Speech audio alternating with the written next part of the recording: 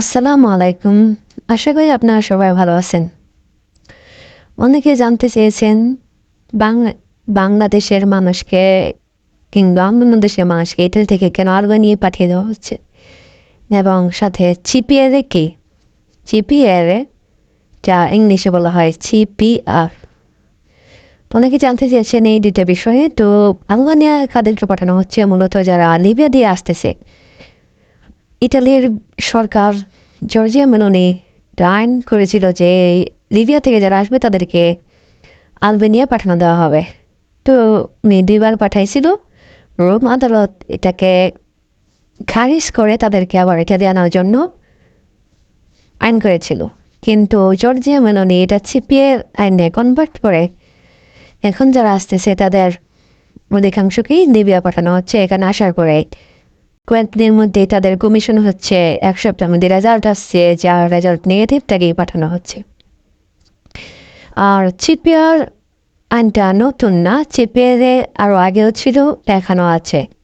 সিপিএরে কাদেরকে পাঠানো হতো? সিপিএরে ক্যাম্পের মতনই একটা ব্যবস্থা, কিন্তু যেখানে যারা ক্রাইম করতো, এখানে জনমানুষের হুমকি হয়ে দাঁড়াইতো, তাদেরকে সিপিআরের মাধ্যমে জেলে পাঠানো হতো। এটা এক ধরনের ক্যাম্প। ওই ক্যাম্প থেকে সচরাচর বাইরে আসা যায় না। এখানে নর্মালি ক্যাম্পে যেরকম আসে মানুষ বাইরে বের হতে পারে, কাজ করতে পারে, করতে পারে, সব কিছু করতে পারে।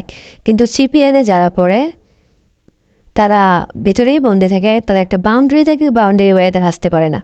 সিপিএলে আগেও ছিল, এখনও আছে। তো নতুন ধারায় সিপিএলে অ্যাড করে আগে এদেরকে ইটালিতেই রাখা হতো, কিন্তু নতুন আইনে এদেরকে আলবানিয়া পাঠানো হচ্ছে। ওখানে একটা ক্যাম্প করা হয়েছে ইটালি সরকারের পক্ষ থেকে।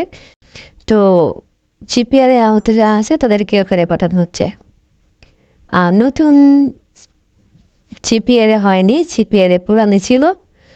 আপনাদের তো বললামই, সিপিআর এর মাধ্যমে যারা ক্রাইম করতো, এখানে আপনার মারামারি করতো, ড্রাগস বিজনেস করতো, অন্যান্য অনুসন্ধানে যে ক্রাইমগুলো আছে এগুলো যারা করতো তাদেরকে সিপিআর এর মাধ্যমে পাঠানো হতো। তারা আগে ইটালিতে থাকতো, কিন্তু বর্তমান সরকার তাদেরকে আলমানিয়া পাঠিয়ে ওখান থেকে তাদের সব কিছু রেডি করে বাংলাদেশে পাঠিয়ে দেওয়া হচ্ছে। তো আপনারা এখানে যারা আসবেন অবশ্যই এখানে যে রুলস রেগুলেশন আছে এগুলো মেনে চলবেন, এবং আসার পরে আপনাদের কমিশন হলে কমিশনের রেজাল্ট আসার 7 দিনের মাথায় এখন আপিল করতে হয়। একজন ভালো কি ধরে রিকোর্সে করবেন। আপনি যদি 7 দিনের মধ্যে রিকোর্স না করেন, আপনাকে ওই চিপের মাধ্যমে আলবেনিয়া নিয়ে যাওয়া হবে এবং ওখান থেকে পরে প্রসেসিংয়ের মাধ্যমে আপনাকে বাংলাদেশে পাঠিয়ে দেওয়া হবে।